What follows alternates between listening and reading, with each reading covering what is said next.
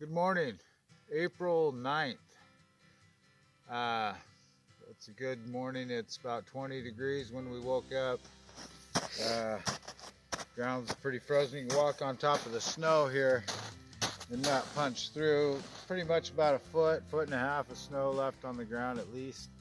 Some areas less, some areas more.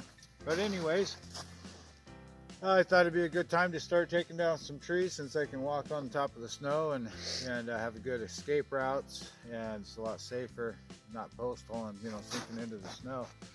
And it's hard to get away from a tree if you're sinking into the snow. So this tree it's leaning kind of, that'd be northwest. And I would like it to go more east. And I think we can do it. I think we can leave some meat on this side to make it pull over here to the right more.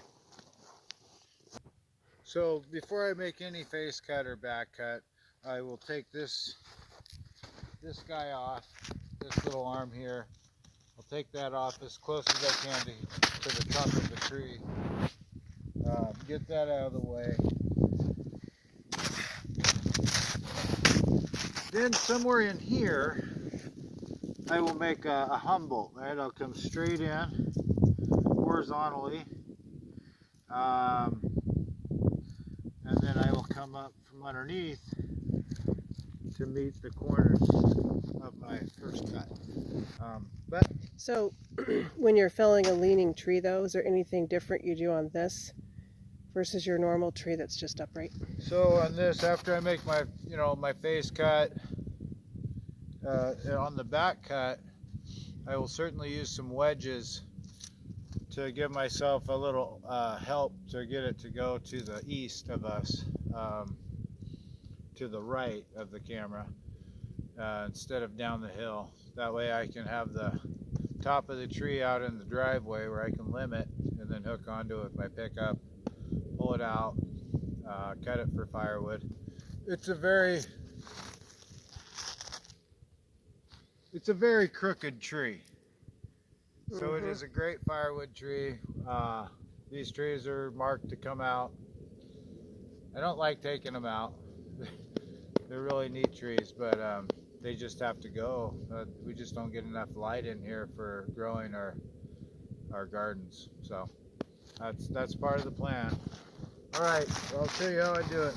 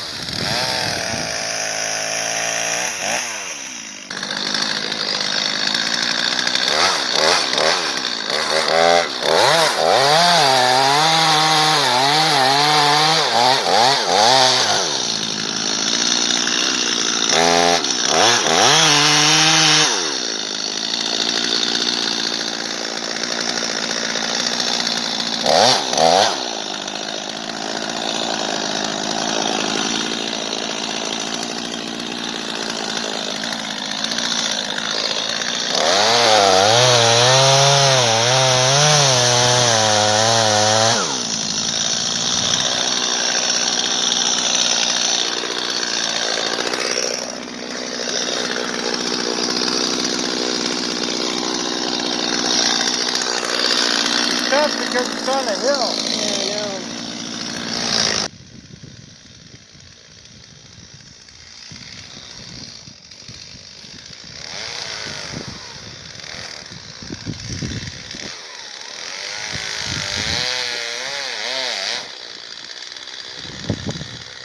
Came back over to the tree here.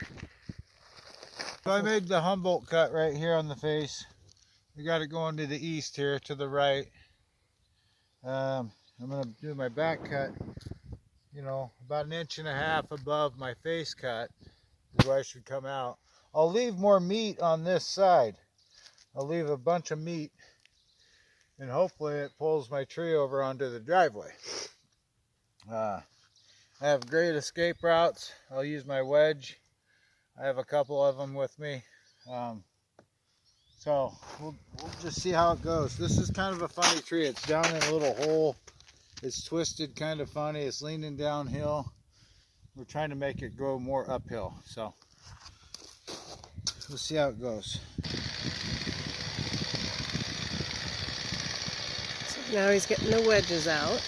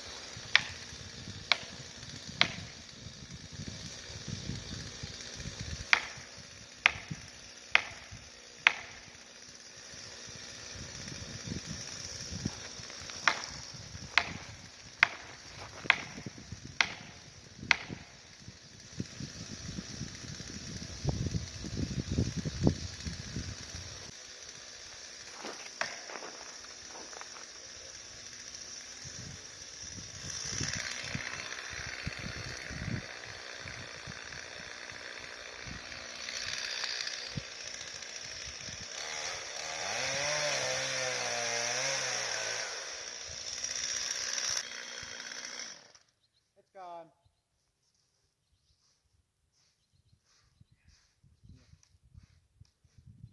Oh, no way. It's slowly falling. Yeah. I hear it. It's slowly falling.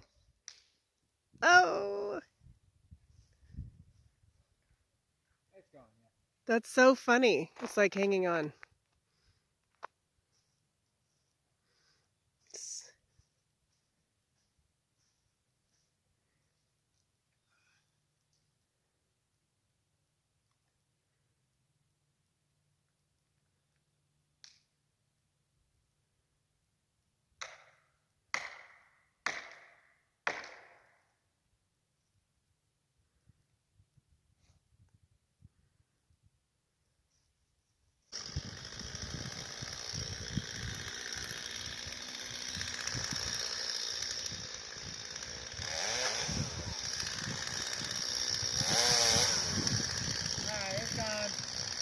What do you think?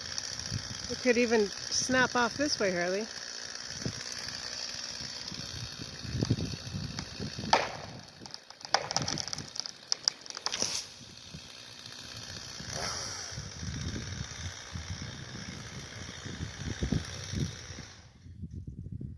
Did it go right where you wanted? Huh? Did it go right where you wanted it to go? Better than expected. Yeah, that's perfect. Yeah, and it's rotten. The inside is rotten. Let's go take a look. He says it's rotten. Okay, so we're coming up on the tree here. He just fell.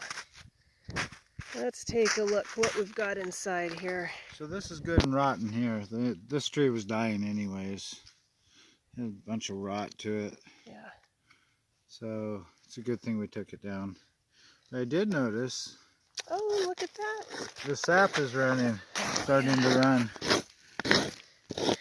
So the moisture you see here coming up is birch sap, and you can collect that